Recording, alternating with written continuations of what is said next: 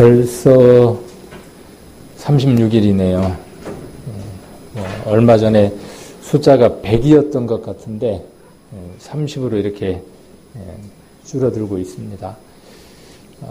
마음 가운데 이렇게 기도하고 있는 분들에게 한번 이렇게 힘을 내서 전화도 해보시고 하시면 좋을 것 같습니다. 항상 드리는 말씀이지만은 뿌리쳐도 그것은 내 몫이 아니고요. 전화를 받지 않아도 그것은 내 몫이 아닙니다. 혹 내가 무한을 당한다고 할지라도 그 무한 당하는 것마저도 우리 하나님이 또 귀한 것들로 갚아주실 일들이니까 또 이곳에 오지 않는다고 할지라도 그것마저도 하나님이 이루실 어떤 열매들의 일부분이니까 다만 우리는 해야 하는 것은 우리가 해야 될 일들인 것 같습니다. 그래서 한 주마다 이렇게 첫날, 한 주의 첫날이죠. 마지막이 아니라 첫날 내가 이렇게 날짜를 한번 기억해 보는 것은요. 한 주간 한 사람이라도 또 마음 가운데 우리가 지난번에 헌금함에 이름을 적어서 넣었던 그분들이 정말 말씀을 듣고 구원함을 받을 수 있도록 내 생애 안에 또 이번 집회 안에 꼭 구원받을 수 있도록 그렇게 해달라는 간절한 마음들로 우리 성도님들이 수고하시고 또 애쓰셨으면 좋겠습니다. 그곳에 우리의 기쁨이 있고 그곳에 우리의 즐거움도 있고 모든 것들이 있을 겁니다. 오늘 같이 보실 말씀은 에베소서 4장입니다. 에베소서 4장 같이 1절부터 6절까지 말씀을 오늘은 좀 상고해 보려고 합니다. 우리가 에베소서 말씀은 잘 아시는 말씀이고 예전에 우리가 또 에베소서를 같이 배웠던 적이 있죠. 기억이 안 나시나요? 에베소서를 전체를 한번 같이 공부를 했었습니다. 저 혼자만 했을까요? 아가서도 한번 우리가 공부를 했고 욥기 우리가 배우고 있고 레위기도 배우다가 이제 중단했고 그래서 앞으로 더 많은 것들은 이제 배워야 하겠죠. 배워서 다시 또 이렇게 말씀을 보면 또 그때 끝난 것 같은데 다시 또 더 깊은 것들이 보이고 내가 미처 보지 못했던 것들을 보게 되는 것이 말씀인 것 같아요. 반면에 성경을 읽지 않으면 시간이 지나면 지날수록 내가 뭘 모르는지 또 무엇을 잘못하고 있는지를 알 수 없게 되는 특징이 우리의 신앙인 것 같습니다.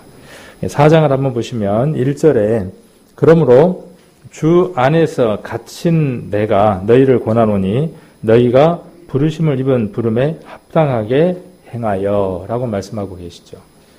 우리가 여기 4장 1절에서 힌트를 우리가 바울의 어떤 상황을 바울이 현재 어떤 상황 가운데 처해 있는가 하는 것을 우리가 유추해 볼 수 있는 단어가 하나 나옵니다. 그 단어가 뭐냐 하면 그러므로 주 안에서 갇힌이라고 하는 말이 힌트가 됩니다.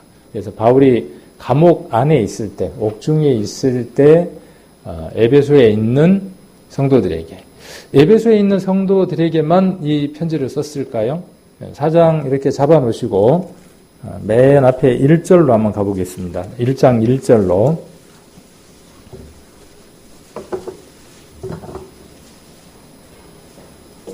1장 1절입니다. 에베소서 1장 1절 하나님의 뜻으로 말미암아 그리스도 예수의 사도된 바울은 에베소에 있는 성도들과 그리스도 예수 안에 신실한 자들에게 편지하노니 그 시대에 바울이 복음을 전하러 다녔을 때에는 바울이 복음을 전했던 그 에베소 교회에게 해당되는 것이겠지만 바울은 거기에 국한시키지 않고 어디까지 확대하고 있는 걸 볼 수 있느냐 하면 그리스도 예수의 신실한 자들에게라고 이야기하고 있죠.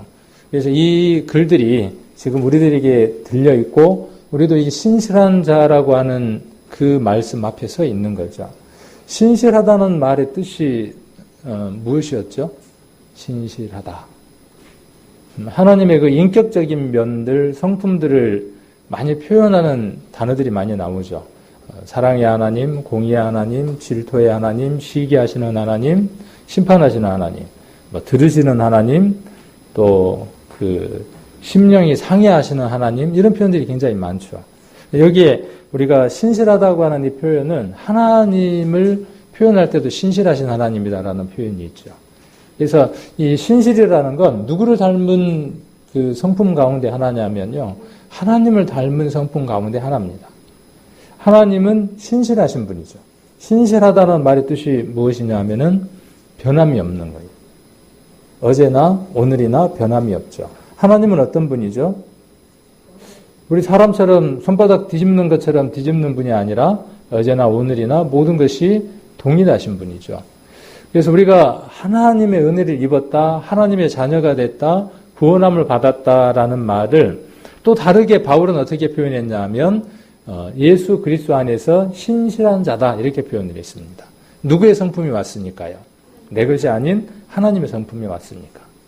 그런데 여전히 나는 신실한 삶을 살아갑니까? 이렇게 물을 때 사단이 우리 안에 와서 어떻게 송사를 해요? 거봐. 너 삶을 한번 들여다봐. 너가 정말 신실해? 이렇게 이야기를 하죠. 루터는 그 많은 학생들을 가르쳤던 선생님이기도 했다고 합니다. 루터가 하나님 안에서 신실한 삶을 살아가니까 또 사단의 그 유혹에서 승리하는 삶을 살아가니까 제자들이, 학생들이 와서 물었어요. 선생님에게도 우리처럼 수많은 사단의 유혹이 오고 또 사단의 음성이 들려오고 여전히 정지하는 음성이 들려올 텐데 어떻게 승리를 하십니까? 이렇게 선생님에게 물었어요.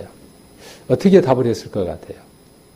여러분들이 승리하는 삶들을 살아갈 때 어떤 때 승리한다고 생각을 하십니까? 늘 패배를 해서 승리에 대한 느낌을 모르나요? 승리를 해야 어떻게 승리하는지를 이야기를 해줄 거 아니에요. 그렇게 이야기할 때 루터가 이렇게 답을 했답니다. 사단이 내게 자주 찾아와서 마음의 문을 두들기면서 열어달라고 소리칠 때가 많대요. 사단이 그렇게 소리칠 때가 많다는 거예요. 그럴 때 루터는 어떻게 말을 하냐 하면 그럴 때마다 내 마음에 계시는 예수님이 나가서 문을 열어준대요. 그렇게 답을 했대요. 루터가. 사단이 내 마음의 문을 막 두들기고 들어오려고 하는데 그럴 때마다 내가 내 마음의 문을 열어주는 게 아니라 예수님이 내 마음의 문을 열어주신대요. 그리고 마귀가 묻는 거예요. 마귀가 뭐라고 문을 열느냐 하면 똑똑하고 마음의 문을 두들겼으니까 문이 열렸으니까 마귀가 마음 문으로 들어가면서 물을 거 아니에요.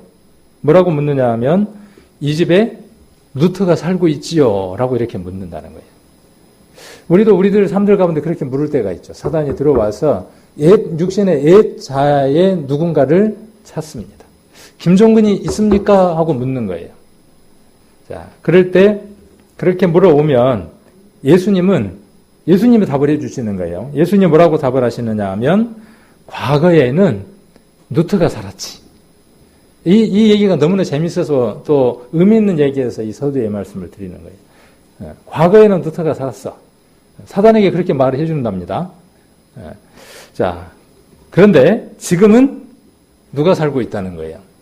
예수님 뭐라고 말씀하시느냐면 사단에게 과거에는 루터가 살았는데 지금은 누가 산다는 거예요? 내가 살아. 어디서 많이 들어본 것 같지 않아요? 내가 살아. 그렇게 이야기를 하는 거예요. 그러면 마귀가 들어올 염두를 내겠어요? 못 내겠어요? 십리, 백리, 천리로 도망가더라. 그렇게 루터가 이야기를 하면서 내가 사단으로부터 승리하는 방법은 이것이다. 이렇게 설명을 했다고 합니다. 우리도 여전히 그런 시험들 가운데 놓이죠. 매일의 시험들 속에서.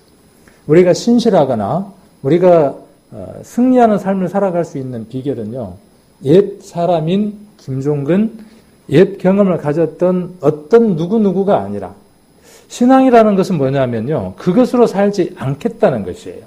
구원이라고 하는 건 뭐냐면 내가 이제는 더 이상 내 것으로 살지 않고 하나님이 주시는 것으로 내가 살겠습니다라고 하는 그 선언이 뭐냐 하면 복음이고 구원인 겁니다. 죄가 다 용서됐다고 하는 것과 함께 포함되어져서 뭐냐 하면 나는 더 이상 내 뜻대로 살지 않고 나를 주장하고 나를 이끌어 가시는 분이 내가 아닌 예수님이고 하나님입니다라고 하는 것을 선언하는 거죠. 근데 문을 두들기는데 누가 문을 여는 거예요, 항상? 사단이 문을 똑똑하고 두들기면 누가 문을 열어버려요? 내가 얼른 영접하고 받아들이는 거예요. 그러면 누구하고 이제 짝이 되는 거죠? 사단하고 한 묶음이 돼서 사단이 원하는 것을 하는 것이죠. 그럴 때 누구를 내어 보낼 수 있을 때, 그 문을 두들길 때 예수님이 그 집의 주인이 되어져서 예수님의 그 노크에, 사단의 그 노크에 예수님이 응답하실 수 있고 그 문을 열고 대적한다면 우리의 승리는 달라진다는 것이죠. 이게 뭐냐 하면 신실한 거예요. 다른 게 신실한 게 아니라.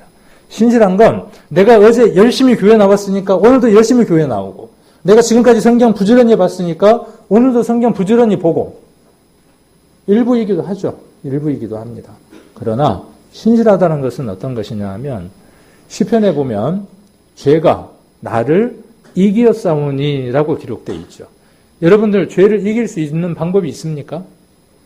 없어요. 여러분들이 이만기하고 씨름해서 이길 수 있는 방법이 있습니까? 없어요. 죽었다 깨어나도 이만기하고 싸워서 이길 방법은 없어요. 그렇죠? 안 되는 건 안 되는 거예요. 안 되는 것은. 그러나 이만기보다 더 큰 능력이 내게 온다면 이길 수 있겠죠. 그건 이제 불가능한 얘기지만은. 그러나 우리가 지금 이야기하는 것은 불가능한 걸 이야기를 하는 게 아니죠. 가능한 것을 지금 이야기를 하는 것이죠. 자, 우리에게 지금 이 편지를 쓰고 있는 거예요. 에베소에 있는 성도와 누구에게 지금 글을 쓰고 있는 거냐 하면 저와 여러분에게 이 글을 쓰고 있는 거죠. 그러므로 우리는 무엇을 계속 보려고 하느냐 하면 내 행위를 보려고 하는 겁니다. 내가 지금까지 어떻게 살아왔느냐는 걸 믿는 거예요. 그걸 바라보려고 하는 거예요. 자, 여기 오면 부끄러워요. 설교를 들으면 그 듣는 순간 부끄러워요. 눈도 못 마주치겠어. 부부싸움을 하고 오거나 뭔 일들이 있었으면 교회 문 앞에 들어올 때부터 성도들은 다 정말 죄 없이 살아가는 것 같은데 나는 엉망인 것 같아. 늘 그런 마음들로 온다는 거죠. 자, 그거 누구를 믿고 사는 겁니까? 누구를 의지하고 사는 겁니까? 누구를 바라보고 사는 겁니까?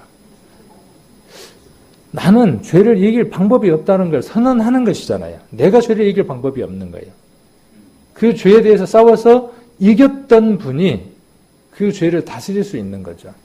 그분에게 죄를 대항해서 싸우는 일을 맡겨드리는 거죠. 그 전쟁의 머리가 되게 해드리는 것이 우리가 해야 될 일들인 거죠. 그게 신실한 겁니다. 승패는 누구에게 있느냐 하면 주님에게 있는 것이죠. 우리가 온전하게 맡겨드렸다면 승리는 우리의 것이 되는 겁니다. 불안해서 내가 뭔가 온전하게 맡기지 못했다면 승리는 내 것이 되지 못하겠죠. 제가 전도 집회 도 이제 그런 얘기를 하고 지난번에 이제 교제를 하면서도 그런 얘기를 했는데 그 줄타기를 잘했던 유명한 한 사람이 있었다 그랬죠. 기억나시나요? 나이아가라 폭포를 줄을 타고 건너갔다가 왔던 사람. 수없이 건너갔다 오고 맨몸으로 건너갔다 오기도 하고 그 다음에 뭘 들고 건너갔다 오기도 하고 그렇게 능력이 있었던 사람이 하루는 신문에다가 광고를 냈죠. 내가 건너가는 거 보여주겠다 하고 광고를 내고 많은 사람들이 모였어요. 보여줬어요. 그날 한 제안을 했다 그랬죠. 어떤 제안을 했어요? 자, 여러분들 제가 이 나이아가라 폭포를 건너갔다 올 것이라는 걸 믿습니까? 다들 뭐라고 대답을 했겠어요? 믿습니다 그랬겠죠. 자, 그러면 그렇게 믿으신다면 오늘 제 등에 엎일 분이 계십니까? 그렇게 물었어요. 엎였어요? 안 엎였어요? 아무도. 근데 누가 엎였어요? 다 잊어버리셨는가 보다. 친구가 번쩍 손을 들고 그 줄타기를 잘하는 사람 등에 엎였어요. 찰싹 엎였어요. 오토바이, 자전거 타보신 분들은 알죠? 그 다음에 그 오토바이나 자전거에 뒤에 타는 분들이 자전거나 오토바이를 타는 사람일 때와 타지 못하는 사람일 때 오토바이를 운전하는 사람은 어때요?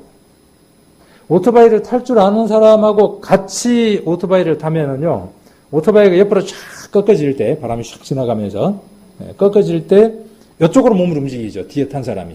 오토바이 이쪽으로 가려는데. 자, 오토바이를 탈 줄 모르는 사람은 뒤에 타는 사람이 탈 줄 모르는 사람은 어떻게 하느냐 하면 붙어갖고 반대로 움직여요. 균형이 깨지죠. 그러면 사고 나요. 자, 어떻게 하느냐 하면 찰싹 붙어갖고요. 한 몸이 돼갖고 어떻게 해요? 이쪽으로 틀면, 타보셨는가 보다. 네. 이쪽으로 잡아 돌리면 이쪽으로. 이쪽으로 잡아 돌리면 이쪽으로. 한 몸이 되는 거예요. 그 줄타기를 했던 친구가요, 등에 엎혀서 불안해해서 몸을 이렇게 내려본다든가 그러면 균형이 틀리는 겁니다. 그러면 사고 나는 거죠. 근데 그 친구는 어떻게 했어요? 한 몸이 되어진 거죠. 하나가 되어진 거죠. 하나가 되어진 거예요. 자, 우리가 그리스도의 은혜 가운데서 살아가지 못하고 승리를 맛보지 못하는 이유가 어디에 있느냐 하면 하나가 되지 못하는 겁니다. 누구와요? 여러분 안에 계시는, 여러분이 영접하고 모셔드린 그 그리스도와 하나가 되지 못한 거예요. 우리 전문 용어로 센 차 안에, 그죠? 전문 용어라 그러니까 확 들어오죠. 센 차 안에 하는 게. 그러니까 맡겨놓을 수 있어요, 없어요? 후딱 깨놓도 못 맡기는 거죠. 그러니까 누가 해야 되는 거예요? 구원은 당신이 하셨는가는 모르겠지만 이건 내가 좀 더 경험이 있는 것 같으니까 잠깐만 기다려 보세요. 너무 힘드셨잖아요. 우리 구원하는 데까지. 그동안에 우리를 보살피는 것까지도 힘드셨으니까 조금 쉬세요. 제가 한번 해볼게요. 그런 날 여지없이 사고 치는 거죠. 자, 이게 신실한 겁니다. 다른 게 신실한 게 아니라. 4장 1절로 한번 가봅니다. 자, 그러므로 주 안에서 갇힌 내가 너희를 권하노니 그렇게 이야기를 하고 있죠. 바울은 이 복음을 전하는 일들 때문에 1차, 2차, 3차, 4차, 5차에 거쳐서 복음을 전하고 또 복음을 전하다가 그 복음을 증거하고 드러내기 위해서 모든 복음이 땅끝까지 가야 하니까 모든 길은 로마로 통한다고 하는 그 시대에 로마에 가서 복음을 땅끝까지 전하기 위해 로마까지 가게 되죠. 그리고 그곳에서 갇힌 자가 되죠. 여러 번 옥에 갇히기도 하고 바울이 이렇게 이야기를 했던 것처럼 그런 가운데에도 바울은 교회를 염려하는 마음들로 성도를 염려하는 마음들로 편지를 쓰죠. 이것도 그런 마음들로 에베소와 신실한 우리들에게 이야기하고 있는 것이죠. 자, 갇힌 내가 너희를 권하노니 너희가 부르심을 입은 부름에 합당하게 행하여. 바울이 뭐라고 이야기를 하느냐 하면 너희가 구원받고 난 이후에 마음이 즐겁게 살아야지, 늘 평안하게 살아야지, 행복하게 살아야지, 걱정 근심 없이 살아야지. 이렇게 돼 있는 성경들은 복음과 묶여져서 나올 때 덜어 발견되기는 하지만 거기에 중심이 있지는 않죠.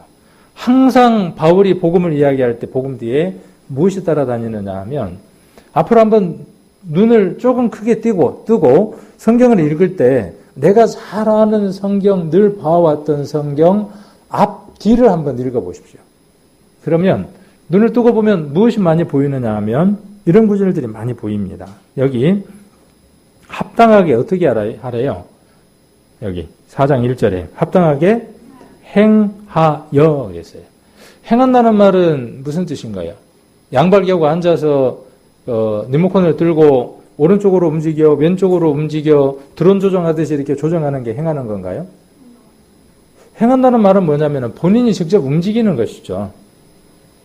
자, 어떻게 행하라는 거예요? 여기 보면 부르심을 입은 부름이라 그랬죠. 부르심을 입은 부름. 하나님 우리를 불렀어요. 왜 불렀을까요, 우리를? 이 말을 다른 말로 바꾸면 하나님 왜 우리를 구원하셨을까요? 자, 출석을 부릅니다. 1번, 2번, 4번 김노림, 5번 누구 불러요. 자, 출석은 뭐 하는 거죠? 그 자리에 왔는가 안 왔는가 확인하는 거죠. 자, 확인하는 겁니다. 자, 그런데 학생이 50명인데 그 중에 김종근이를 불렀어. 선생님이 김종근이를 불렀어요. 출석 말고. 출석은 뭐냐면 말 그대로 뭐 하는 거죠? 왔는가 안 왔는가 확인하는 거예요. 하나님은 우리를 그렇게 먼저 부르셨어요. 각각을 불렀어요, 여러분들이. 거기에 응답하고 여러분들이 출석했어요. 그것이 구원이에요. 자, 그리고 그런 우리를 하나님이 다시 부르십니다. 종근아, 아무개야 하고 불러요. 왜 부를까요? 그렇죠. 네. 가서 물 좀 떠와라. 네. 오늘 날짜가 며칠이냐? 뭔가 묻고 뭐 하기 위한 거죠? 목적이 있어서 부르시는 거죠. 우리가 첫 번째는 구원이고 우리가 하나님을 만나는 그 과정들이라면 우리들 삶들 가운데 끊임없이 무엇이 있어야 하느냐 하면 그 부르심에 응답하는 과정들이 있어야 한다는 것이죠. 하나님 우리를 부르시고 그 부르심에 응답해서 제가 무엇을 할까요? 라고 하는 이것이 필요하다는 것이죠. 그래서 부르심을 입은 부름에 합당하게 행하는 거예요. 이 말씀과 같은 구절이 어떤 구절이 있을까요? 이 말씀과 우리가 이 평형에 대해서 우리가 이 말씀을 훨씬 더 복돋아 줄 수 있는 그런 성경 우리가 한번 찾아볼 수 있을까요? 야고보서도 있고. 제가 원하는 답이니까 제가 원하는 답을 하시면 돼요. 어디가 있을까요? 우리가 이런 걸 잘 할 필요가 있어요. 성경을 읽으면 유사하거나 비슷한 내용을 두고 같은 설명들을 하는 성경들이 많이 있습니다. 그 성경들을 우리가 가져다가 성경을 입체적으로 조명해 보는 겁니다. 자, 이 말씀과 같은 말씀이 빌립보서에 보면 있습니다. 우리 빌립보서를 한번 찾아보겠습니다. 여기 에베소서는 그대로 잡아 놓으시고 빌립보서 1장 27절입니다. 1장 27절. 1장 27절, 28절, 29절까지 같이 한번 읽겠습니다. 오직 너희는 그리스도 복음에 합당하게 생활하라. 이는 내가 너희를 가보나 떠나 있으나 너희가 일심으로 서서 한 뜻으로 복음의 신앙을 위하여 협력하는 것과 아무 일에든지 대적하는 자를 인하여 두려워하지 아니하는 이 일을 듣고자 함이라. 이것이 저희에게는 멸망의 빈거요 너희에게는 구원의 빈거니 이는 하나님께로부터 난 것이니라. 그리스도를 위하여 너희에게 은혜를 주신 것은 다만 그를 믿을 뿐 아니라 또한 그를 위하여 고난도 받게 하심이라. 너희에게도 같은 싸움이 있으니 너희가 내 안에서 본 바요 이제도 내 안에서 듣는 바니라. 자, 그리스도를 위하여 너희에게 은혜를 주신 것은, 이 말을 쉬운 말로 우리 표현으로 바꾸면 구원받게 하신 것은 그 말이에요. 그렇게 구원받게 하신 것은 그를 믿을 뿐 아니라 우리가 믿고 신앙생활하는 그것뿐만 아니라 뒤에 뭐라고 되어 있죠? 그를 위하여 뭣도 받아야죠? 고난도 받아야죠. 우리가 복음 전하지 않으면요 고난 받을 이유가 없습니다. 우리가 교회에 다닌다고 우리의 신분을 밝히거나 우리의 신앙을 드러내지 않으면 고난 받을 이유가 전혀 없습니다. 그러나 우리에게 구원이 이루어진 것은요, 구원을 받은 것은, 우리를 부르신 것은 이 고난을 받게 하기 위한 것이죠. 27절에 보시면 그리스도 복음에 어떻게 하라고요? 합당하게 생활하라. 복음이 뭐가 복음입니까? 과거, 현재, 미래 모든 죄가 다 사함받았으니 이제 모든 게 끝났으니 탱자 마음대로 놀자 하는 게 복음인가요? 복음은 기쁜 소식이죠. 말 그대로. 하나님이 천지를 창조하셨다는 사실도 기쁜 소식이고 성경 속에 기록되어 있는 모든 것이 복된 것이죠. 그 가운데 특히 예수 그리스도에 대해서 이야기하는 것이 가장 복된 소식이죠.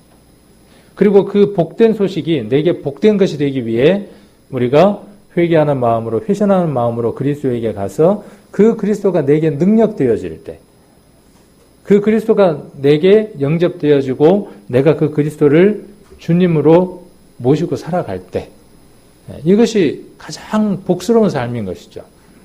자, 그래서 그리스도의 복음에 합당하게 어떻게 하라고요? 생활하라. 아, 그렇구나. 성경에 그런 내용이 있구나. 좋네. 아이, 참 좋네. 아이, 기뻐. 참 행복해. 아, 너무 좋아. 이렇게 하라고요? 자, 이게 자칫 잘못 흐르면 무엇이 되느냐 하면 영지주의가 됩니다. 내 영이 귀한 것을 깨달았으니까, 내가 영이 귀한 것을 깨달았으니까 이제 내가 하나님 앞에 소중한 사람이 되었으므로 더 이상 어떤 것도 할 필요가 없다라고 하는 게 뭐냐 하면 영지주의. 복음은 영지주의가 절대로 아닙니다. 복음은 우리에게 무엇을 하게 하느냐 하면 움직이게 하고 활동력 있게 하고 용광로처럼 우리의 마음이 끌어오르게 해서 무엇인가 말하게 하고 무엇인가 움직이게 하고 무엇인가 행동하게 합니다. 이것이 복음의 능력이에요. 그것이 사도행전의 주된 내용이기도 합니다. 우리가 또 그렇게 삶을 살아왔어요. 그래서 이곳에 그 열매들이 지금 앉아 있는 겁니다. 어느 순간 그 뜨거운 불길들이 식기 시작을 했어요. 뭐 때문에 식었는지는 모르겠어요. 우리 교회가 식었다. 그렇게 말을 한다면 저도 식은 것이고 여러분도 식은 것이죠. 또 세상도 우리로 하여금 계속 무엇을 끼얹느냐 하면 찬물을 끼얹어요. 사단이 끊임없이. 그 용광로 같은 그 마음이 식어버리게끔 끊임없이 물을 붓고 있는 것이죠. 그럴 때 그 루터처럼 우리의 마음문 앞에 사단이 들어와서 노크를 할 때마다 우리는 예수님을 내어보내는 것이 아니라 우리 자신들이 나가서 그 사단을 맞이하고 사단이 원하는 삶들을 살아버리는 겁니다. 안 돼. 해보니까 안 돼. 그동안에 많이 해봤잖아. 안 돼. 안 된다고 생각하니까 안 되는 겁니다. 교회가 어떤 모습이 되는 것은 여러분들이 어떤 모습을 10년 가운데 품느냐는 것에 따라서 그것이 앞으로의 교회의 모습입니다. 여러분 10년 안에, 여러분 10년 가운데에 예수님을 통해서 이 교회가 5년이 지나고 10년이 지났을 때 이 교회 안에 믿음의 일꾼들이 생기고 교회가 형성이 되고 더 많은 하나님의 일을 할 것이라고 여러분들이 10년 가운데에 품고 있고 그림을 그리고 있고 꿈을 꾸고 있다면 그것은 꿈이 아닐 겁니다. 자, 그 마음을 주시는 분과 그 일을 하게 하시는 분이 동일한 분이라면 그것이 내 생각이고 내 계획이고 내 꿈이라면 제가 지금 드리는 이것이 제 꿈입니까? 이곳에 일꾼을 만들고 더 많은 사람이 구원받고 또 다른 교회가 형성이 되고 하는 것이 제 꿈이라면 이룰 필요가 없죠. 제가 원하는 꿈이라면. 우리가 함께 계획하고 함께 꿈을 꾸고 함께 펼쳐나가야 할 공동의 그림들이고 아름다운 모습들이죠. 동일하게 이것들을 여러분들이 같이 품고 있을 겁니다. 근데 문제는 뭐냐 하면 이 뒤에 나오는 그리스도 복음에 합당하게 생활하라 이것이 문제가 되는 거죠. 이는 내가 너희를 가보나 떠나 있으나 너희가 일심으로 서서 한 뜻으로 복음의 신앙을 위하여 협력하는 것이다 그랬어요. 그리스도의 복음에 합당하게 살아가는 것이 특별한 게 아니라 어떤 것들이 많은 것들이 아니라 어떤 것들이냐 하면 복음의 신앙을 위하여 어떻게 하는 겁니까? 협력하는 겁니다. 하나가 되는 겁니다. 28절에 아무 일에든지 대적하는 자를 인하여 두려워하지 아니하는 이 일을 듣고자 함이라 그랬어요. 바울이 빌립보 교회에, 에베소 교회에, 갈라디아 교회에, 골로새 교회에 수많은 교회에 편지를 쓴 목적이 어디에 있는 겁니까? 여기에 있는 거죠. 복음에 합당한 삶을 살아라. 복음에 합당한 삶을 살아가는 것은 뭐냐 하면 복음을 전하는 그 일에 협력하는 것이다. 이것을 말하는 것이죠. 그리고 두려워하지 않는 거예요. 그 시대에는 지금의 시대와 달리 이 성경이 쓰여졌던 시대와 조금 시간이 더 지나면 믿는 사람들에게 따르는 그 핍박이 죽음이라고 하는 것으로 대가를 치러야 할 만큼 아주 혹독한 시기가 도래하죠. 우리에게는 목숨까지는 원하지 않죠. 두려웠을 거예요. 목숨 때문에. 우리는 그 대상이 두렵다고 생각하지 않기 때문에 우리의 신앙들이 망가지는 겁니다. 사단은 처음 우리의 영혼을 노략질하고 교회를 파괴시키려고 할 때 두려운 모습으로 역사를 했어요. 그래서 일부 성공했다고 생각을 했어요. 교회가 흩어지기도 했어요. 많은 믿음의 리더들, 선진들을 가죽을 벗기기도 하고 목을 잘라버리기도 하고 톱으로 자르기도 하고 수많은 잔인한 방법들로 죽였어요. 일벌백배하기 위해서. 그래서 잠깐 어떻게 되는 듯 했어요? 잠깐 복음이 주춤하는 듯 했어요. 자, 그런데 결과는 어떻게 됐습니까? 더 뜨겁게, 정확하게, 명확하게 타오르더라는 거예요. 그걸 두려워하지 않더라는 거예요. 그래서 방법을 뭘로 바꿨습니까? 사단에게 주어져 있는 보암직하고 먹음직하고 지혜롭게 할 만한 것들로 세상에다 가득 채워버리는 거죠. 교회 안에도 그것으로 채워버리는 겁니다. 우리가 무엇 때문에 지금 두려워하는지 아십니까? 우리가 조금 불편한 그것이 두려운 거예요. 조금 불편한 그것. 넉넉해요. 모든 것들이 다 넉넉해요. 근데 조금 불편한 것. 집이 32평짜리보다는 24평짜리가 불편하고 힘드니까 어떻게 하고 싶은 거죠? 그 불편한 게 두려운 거예요. 사단은 이제 그곳으로서 무엇을 하느냐 하면 구원받은 사람들의 삶들을 망가뜨리고 있는 거죠. 휴대폰? 없어도 돼요. 없으면요. 불편해요. 그 불편한 게 두려운 거예요. 아이들도 그 휴대폰이 없으면 다른 친구들과 단절될 것 같고 왕따를 당할 것 같아. 휴대폰도 기종을 따라서 그때그때마다 따라가야 될 것 같아. 그러니까 매달 빚쟁이로 사는 거예요. 휴대폰 2년마다 바꾸는 거죠. 100만 원씩 1년마다 빚쟁이가 돼갖고 계속 매달 갚아가면서 가는 거예요. 차? 그냥 없으면 많이 불편하죠. 그냥 흐름하지만 하나 있으면 돼요. 그렇게 살아가면 돼요. 그런데 다른 사람보다 좀 더 좋은 차, 그 다음에 혼자 있는 것보다는 2대가 있는 게 나으니까 2대. 그 불편함을 이기지 못하니까 좀 더 편한 것으로 가려고 발버둥을 치는 거예요. 그동안에 교회는 어떻게 됩니까? 그러면 교회는, 가정은 성공한 거예요. 그 불편한 것을 사람들은 두려워한다는 것을 알게 됐어요. 목을 끊어버리는 것보다, 가죽을 벗기는 것보다 무엇이 더 효율적이라는 걸 알게 된 거죠. 사람들은 불편한 것에 대한 해결하는 것을 갈망을 한다는 것을 알아버린 거예요. 복음은 그것을 바라볼 수 있는 힘이 되어져야 한다는 것이죠. 자, 그래서 두려워하지 않는 게 필요하다는 거죠. 불편한 거 조금 감수하는 거죠. 불편한 거. 복음을 전하기 위해서, 또 교회가 하나님 안에서 채워지기 위해서 믿음의 앞선 선진들은 그 불편들을 감수했어요.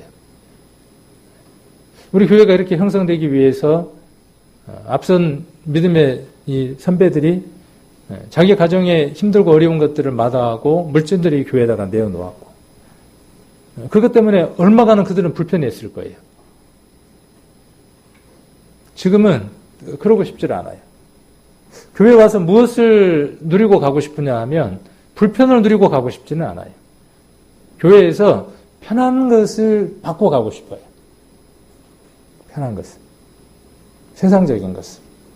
우리의 만남은, 우리의 시작은 세상적인 것과 세상적인 어떤 불편함을 해결하는 것에서 만난 만남들이 아닌데 복음에서 멀어져 가고 있는 거죠. 우리가 복음으로 돌아와서 거기서 우리가 출발들을 해야 돼요. 원점에서부터. 그리고 이 복음으로 우리가 하나가 되어질 때, 복음으로 말미암아 우리가 살아가려고 할 때. 그래서 내가 물질적인 손해도 여러 가지 어려움들이 있다고 할지라도 내가 이것을 위해서 내 불편을, 과거는 목숨을 내어놓으면 됐어요. 근데 지금은 교회에서 세상에서 신앙생활을 해 나가는 데 있어서 요구하는 것들이 뭐냐면요. 그 불편함을 포기하라는 거예요. 그러면 신앙이 훨씬 더 넉넉해집니다. 여러분들이 따르려고 하고 여러분들이 잡으려고 하는 그 풍요로움들, 불편함을 겪지 않으려고 하는 그 모든 것들을 잡으면 신앙은 훨씬 더 여유로워집니다. 분명하게. 그리고 많은 것들을 보게 됩니다. 사단은 끊임없이 뭘 부어주느냐 하면 기름을 부어줍니다. 계속 탈 수 있도록. 세상의 것들로 태워질 수 있도록. 그래서 복음에 합당하게 생활하라 그랬어요. 이 생활하라는 말은 능력이 없는데 그렇게 살라고 이야기하는 것일까요? 능력이 있으니까 그렇게 살아가라고 말하는 것일까요? 제가 우리 집사람하고 딸을 운전을 좀 하게 하고 싶더라고요. 근래 이제 이런 것들이 우리 성도님들하고 좀 소통이 될 것 같으니까, 자랑하는 건 아니고 쉽게 좀 이 신앙과 이해될 수 있을 것 같으니까 한번 말씀을 드려보려고 하는 거예요. 제가 운전면허가 없는 집사람이나 딸한테 어이 요리마 그 내 차 운전하고 가서 저기 가서 뭐 좀 사갖고 와. 여수 가서 뭐 좀 사갖고 와. 저기 뭐 통영 가서 뭐 좀 사갖고 와. 제가 이렇게 시키나요, 안 시키나요? 면허증이 없어요. 안 시키죠. 시키면 제가 정신 나간 사람이죠. 그렇죠. 정신 나간 사람이죠. 자, 그러면 제 집사람이나 딸이 진주나 통영을 갈 수 있는 모든 조건을 충족시킨 다음에 일을 시키겠죠. 제일 먼저 뭘 해야 되겠습니까? 최고 먼저 뭘 해야 되겠어요? 면허증을 따야죠. 그래서 면허증을 따게 해요. 누구 돈 들여서? 안 아쉬워. 자기들이 아쉬운 게 없어요. 근데 나는 운전하고 다니다 보면 아쉬운 게 많아. 그냥 혼자 3시간이고 4시간 잠이 와도 내가 운전하고 가야 돼. 이렇게 성냥개비를 대고. 근데 간혹 어떤 생각이 드냐면은 옆에서 좀 운전 잠깐 해주면 참 좋겠다는 생각이 들 때가 있어요. 근데 우리 집사람은 일평생 옆에서 영부인으로 살고 싶은가 보죠. 근데 이런 생각을 한번 해봤어요. 언젠가 죄가 없는 세상 속에서 둘이 살아갈 수도 있겠다는 생각을 한번 해봤어요. 그렇죠. 알 수 없는 일이지만은.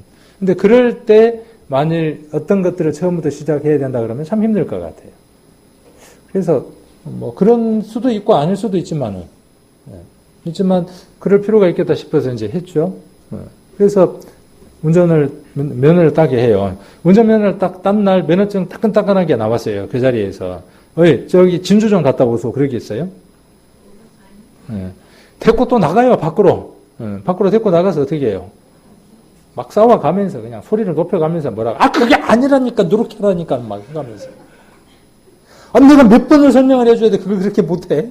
속으로는 시도 더 못했으면서 막 그러면서 하는 거예요. 그렇게 싸워가면서 하죠. 누구를 위해서요, 실은? 실은 저를 위해서죠. 어떤 면으로 보면은요. 근데 더 길게 보면 누구를 위한 거예요? 두 사람을 위한 것이죠. 더 위해서 보면은. 근데 적극적으로 안 하면 어때요? 적극적으로 안 나서면 어떤 마음이 들죠? 막 화가 더 나는 거예요, 이제. 우리의 신앙생활의 일부가 저는 그거라는 생각을 해요. 우리가 교회에서 성도가 됐다. 그 말의 의미는 면허증을 딴 것과 같은 것이죠. 면허증을 땄다고 해서 신앙생활이 바로 그냥 일사천리로 진행이 되던가요? 좌충우돌하는 거죠. 저도 매형차를 뺀 지 얼마 안 된 소나타 옛날에 그 나온 차를 타고 싶어갖고 열쇠를 가지고 나오다가 벽을 그냥 쫙 긁어버렸어요. 한 번도 아니고 쫙 긁었어요. 그러니까 그런 과정들을 통해서 어때요? 여기 이제 익숙해져 가는 거죠. 그리고 무사고 운전을 시키고 싶으니까 강하게 이제 가르치는 거죠. 이게 우리의 신앙생활이에요. 자, 그게 됐어요. 근데 아직까지도 제가 진주 갔다 오라는 말은 못 하겠어. 아직도 괜찮네. 전문 용어로. 아직도 뭔가를 맡기기는 어려워.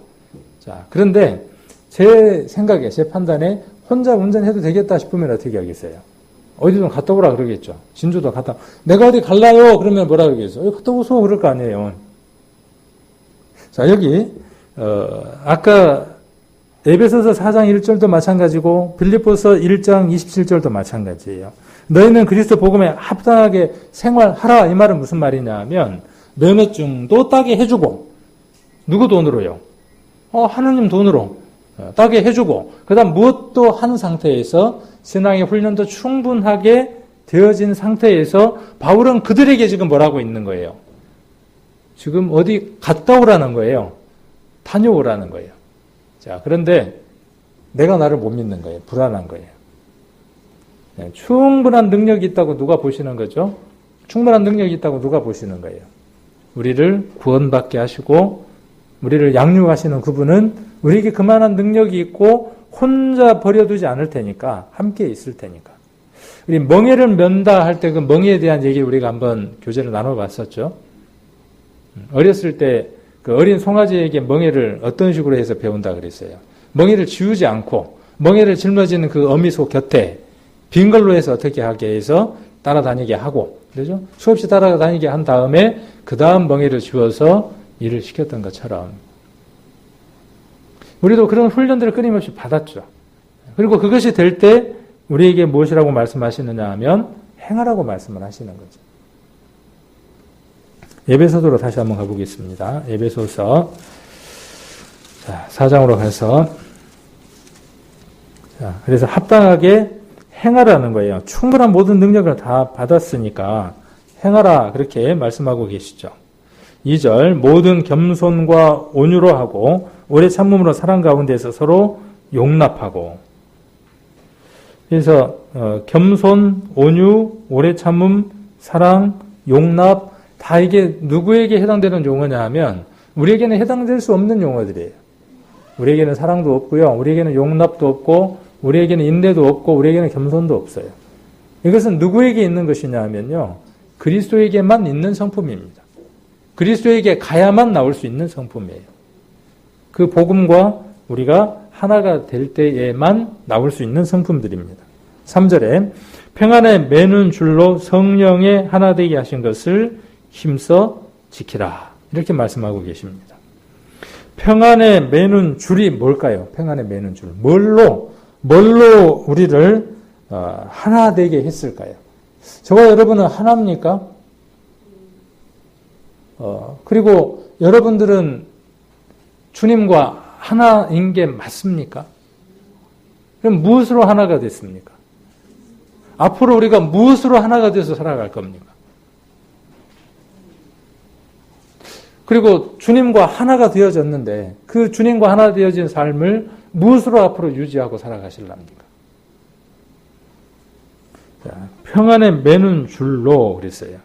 자, 여기에 대한 같은 내용은 2장을 통해서 한번 살펴볼 수 있습니다. 2장 12절. 자, 그때에 너희는 그리스도 밖에 있었고 이스라엘 나라 밖의 사람이라 약속의 언약들에 대하여 외인이요 세상에서 소망이 없고 하나님도 없는 자이더니 원래 하나님은 우리의 하나님이 아니었어요. 우리의 하나님이 될 수가 없었어요. 원래 하나님은 누구의 하나님이었느냐 하면 이스라엘에게 참 하나님, 유일한 하나님이었어요. 그 하나님이 우리 하나님이 되어졌어요. 얼마나 큰 복인지 모릅니다. 그리고 외인이었어요. 자, 그런데 13절 이제는 전에 멀리 있던 너희가 여기 한번 같이 한번 읽겠습니다. 그리스도 예수 안에서 그리스도의 피로 가까워졌느니라. 저와 여러분이 이렇게 만나서 형제 자매라고 부를 수 있는 것은 또 대화를 나눌 수 있고 하나가 될 수 있는 것은요. 뭐 취미나 업종이 같으면 더 친밀해질 수 있겠죠. 그것으로 친밀해지는 것은 하나님이 원하시는 게 아니죠. 무엇으로서요? 이것으로서요. 이것. 예수 그리스도의 피, 복음의 핵심인 이것으로 가까워지기를 원하는 거예요. 하나가 되기를 원하는 거예요.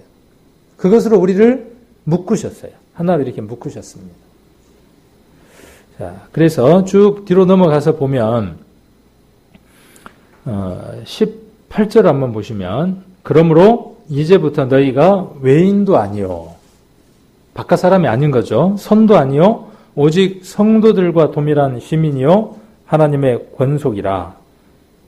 하나님 나라의 백성이고 식구다 그 말이죠. 그리고 20절에 너희는 사도들과 선지자들의 터 위에 세우심을 입은 자라. 그리스도 예수께서 친히 모퉁이 돌이 되셨다. 그랬죠.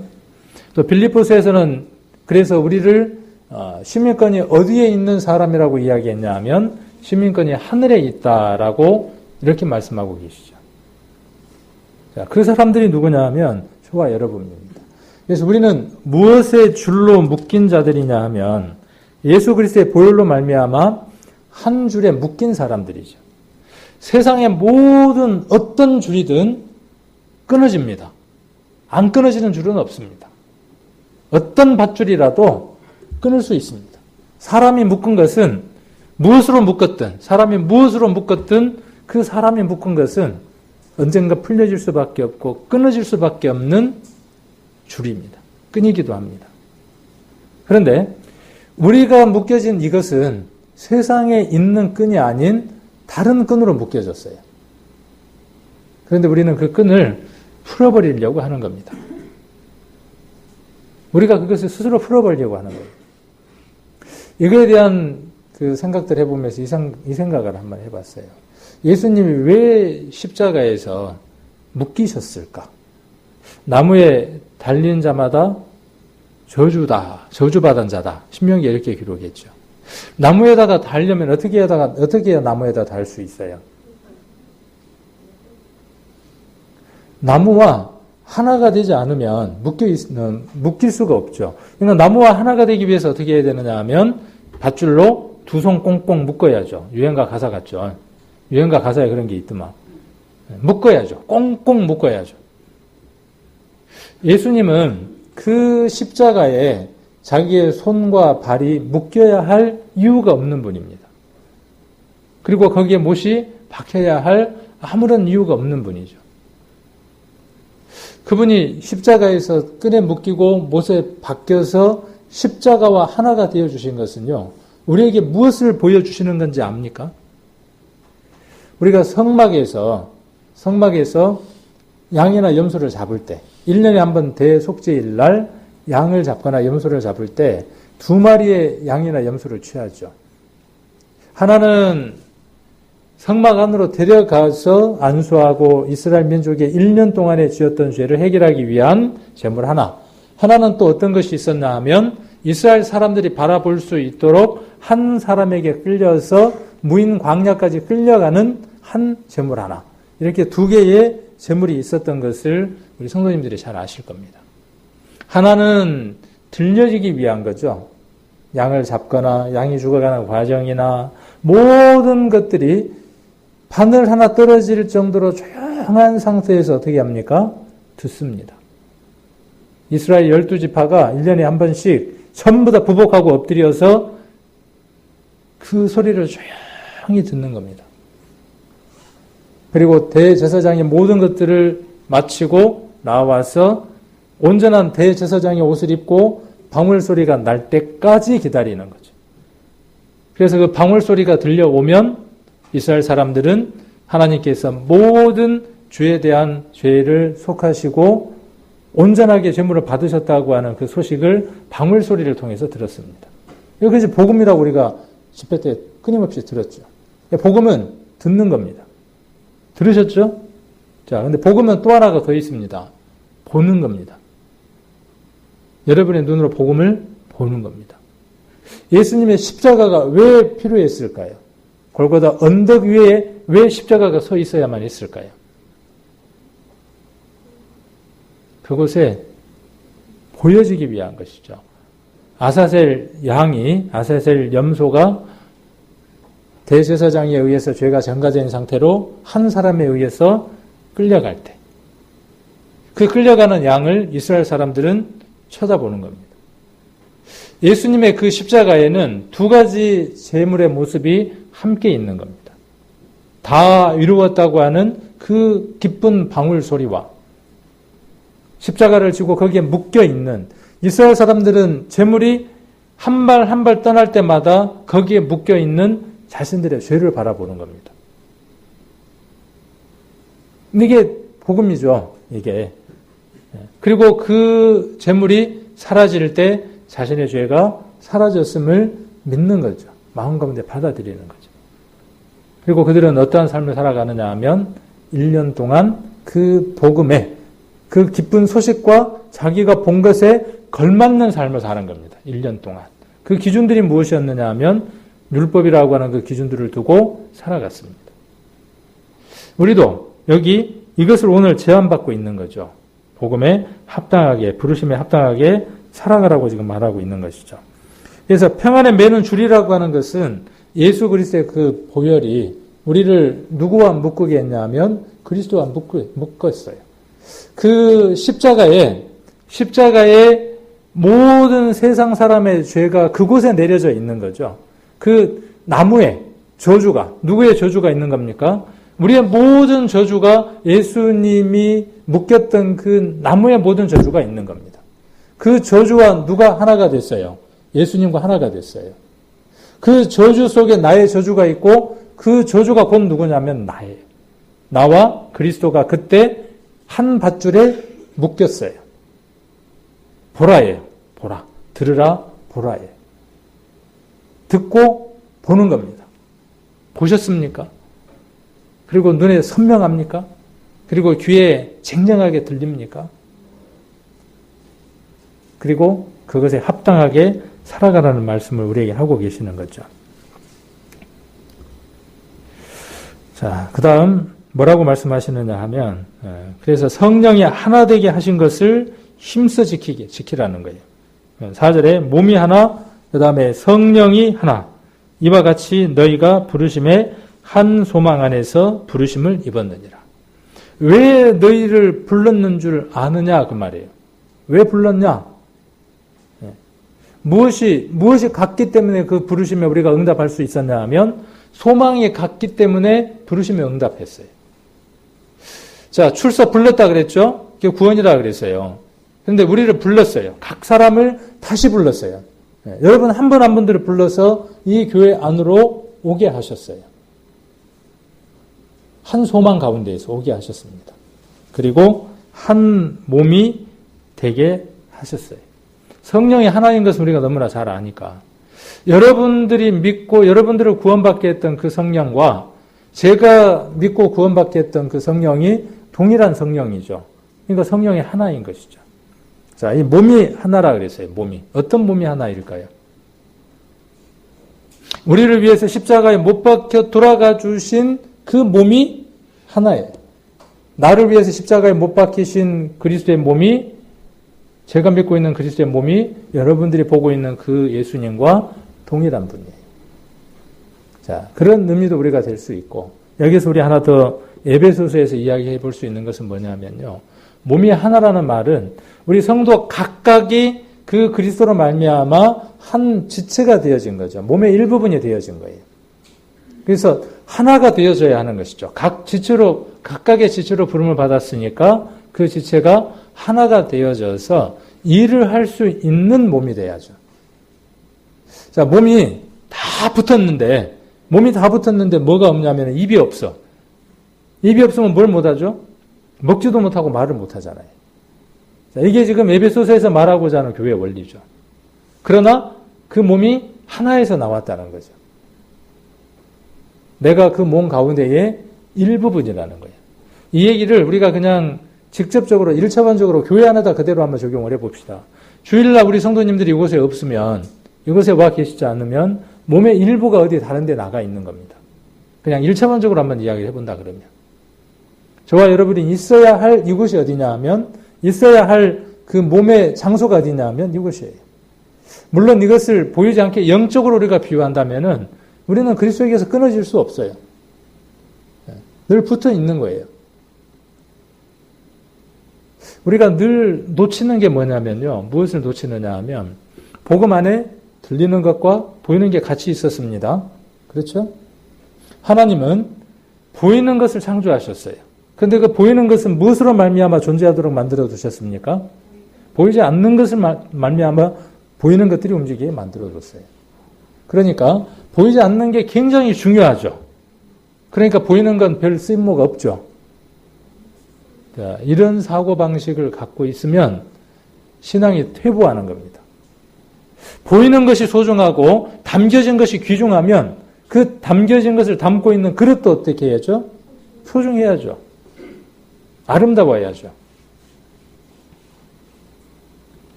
교회에 와도 되고 안 와도 되고 하는 게 아니라 교회는 어떻게 해야 되는 곳이냐 하면 반드시 와야 하는 곳이에요.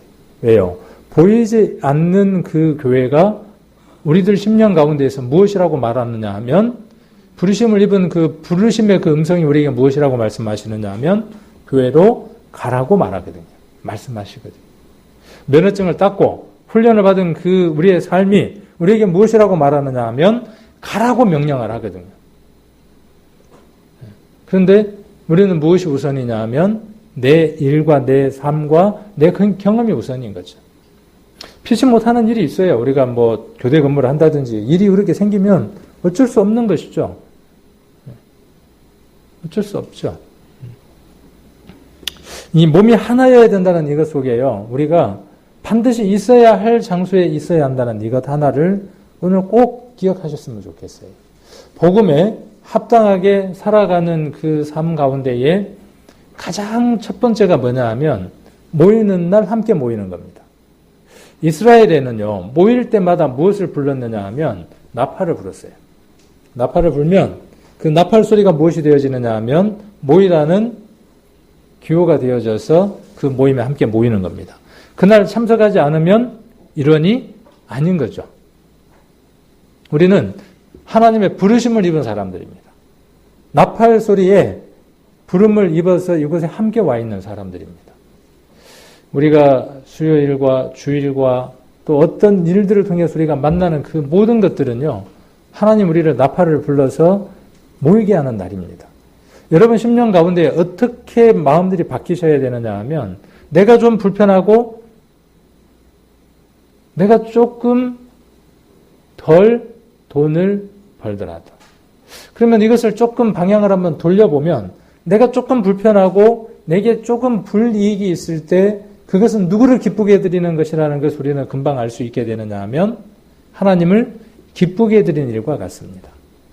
마지막 때 환란이 있겠다 그랬고 환란 가운데 많은 성도가 나온다고 기록되어 있는데 저는 그 환란이 무엇이라고 보느냐 하면 순교라기보다는 가죽을 벗기거나 몸을 치거나 하는 그 순교보다도 무엇이라고 생각하느냐 하면 그 불편함을 감수하고자 하는 신앙들입니다. 조금 불편한 것들, 우리 성도님들, 그러나 그 불편한 것들을 무엇으로 자꾸 엎어버리려고 하느냐 하면 나는 구원받았으니까 괜찮아라고 생각한다는 거죠. 성경은 결코 우리에게 구원받았으니까 괜찮아라고 이야기를 하지 않고 모든 성경에서 무엇이라고 이야기를 하느냐 하면 부르심에 여기 말씀에 기록되어 있는 것처럼 부르심을 입은 부름에 합당하게 행하라. 혹은 그리스도의 복음에 합당하게 생활하라. 이렇게 명령하고 있다는 겁니다. 해도 되고 안 해도 되고 하는 게 아니라 우리가 가장 먼저 바뀌어야 하는 게 뭐냐면 우리 교회가 성전이 보수되고 하는 것들에 대한 얘기들을 계속하고 있는데 그중에 첫 번째로 바뀌어야 될 게 뭐냐면 오고 싶으면 오고 오기 싫으면 안 오고 하는 이 폐단이 사라져야 한다는 거예요. 교회는 반드시 와야 하는 곳, 정해진 시간, 정해진 날짜, 정해진 모임에는 빠지지 않아야 한다는 이 마음들로 여러분의 마음들이 회복돼야만 교회는 무엇을 할 수 있느냐 하면 복음을 전할 수 있는 일들을 하는 겁니다. 구역 모임 안 모여져. 왜 안 모여질까요? 왜요? 그 구역 모임이 귀중한 날이 아니기 때문에. 그날이 하나님 앞에서 소중한 날이라고 하는 마음들이 없어서 그렇죠. 그래서 우리가 이렇게 먼저 생각해야 될 게 이거라는 것이죠. 그래서 우리는 묶인 자들이죠. 그렇죠? 그리스도가 누구에게 묶였어요? 자, 이거 한번 정리를 한번 해보게요. 그리스도가 누구에게 묶였습니까? 아까 나무에게 묶였죠? 그 나무는 저주를 상징한다 그랬죠. 그 저주는 누구예요? 우리를 의미하는 것들이죠. 우리의 저주 때문에 나무에 예수님이 매였어요. 매였어요. 여기 아까 4절에 뭐라고 돼 있어요? 매는 줄로 매였어요. 자, 여러분들도 매였습니까? 그러면? 자, 로마서 7장 한번 보겠습니다. 로마서 7장 2절 한 구절만 같이 한번 읽겠습니다. 자, 남편 있는 여인이 그 남편 생전에는 로마서 7장 2절입니다. 그에게 매인 바 되나 만일 그 남편이 죽으면 남편의 법에서 벗어나느니라. 율법에 대한 이야기를 하면서 같은 원리로 지금 이야기를 하는 겁니다. 과거에는 율법에 묶였어요. 평안에 매는 줄로 묶인 게 아니라 율법에 묶였어요. 그런데 이 로마서 7장이 이야기하고자 하는 게 뭐냐 하면 이제 무엇에 묶였다는 거예요. 그리스도의 사랑의 줄에 예수 그리스도의 보혈에 어떻게 된 사람이라는 거죠? 묶인 거예요. 세상 그 어떤 줄 다 끊어지지만 끊을 수 없는 줄 하나가 있는 게 뭐냐 하면 예수 그리스도의 피로 말미암아 그리스도와 묶여있는 이 줄은 끊을 수 없어요. 여러분들이 그렇게 그리스도 안에서 묶여 있다면 그 묶여 있는 것 속에서 여기 2절에 나와 있는 대로 무엇이 필요하냐 하면 메인바 되어져서 그 메인바 된 남편에게 행해야 할 의무를 다해야 한다는 것입니다. 물론 여기에서는 율법에 대해서 이야기를 하고 있지만 이걸 우리에게 한번 적용을 해본다면 우리가 그리스도에게 묶였고 우리가 이제 그 그리스도에게 묶여져서 그리스도가 나의 남편이고 내가 그의 신부가 되어졌다면 메인바 되어졌다면 이제 무엇 가운데서 살아가야 되느냐 하면 그리스도께서 우리에게 원하시는 대로 메인바 되어져서 살아야 한다는 것입니다. 그 첫 번째가 뭐냐 하면 예배에 참석하는 것이고 그 예배를 참석해야 되는 목적이 어디에 있느냐 하면 복음을 전하는 것입니다. 아까 빌립보서 1장 27절에 기록되어 있는 것처럼 복음을 전하는 이것 때문에 우리가 하나님을 앞으로 부르심을 입었다는 사실을 우리 성도님들이 잊지 않으셨으면 좋겠습니다. 그래서 우리가 하나라는 사실 그리고 복음을 전하는 데 있어서 우리가 그리스도의 보혈로 말미암아 복음을 전할 때 우리는 무엇을 확인하게 되느냐 하면 우리가 하나라는 사실을 확인하게 됩니다. 복음을 전하지 않으면 우리가 따로 곱밥이라는 걸 알게 돼요. 그러나 우리가 한 마음이 돼서 복음을 전할 때 우리가 무엇을 확인하게 되느냐 하면 우리가 정말 하나이구나 하는 것을 확인하게 됩니다. 우리가 36일 남은 전도 집회 그날 그리고 그 모든 과정들 속에서 우리가 이렇게 하나 되어진 것들을 확인해 보는 그런 귀한 기간들이 되셨으면 좋겠습니다.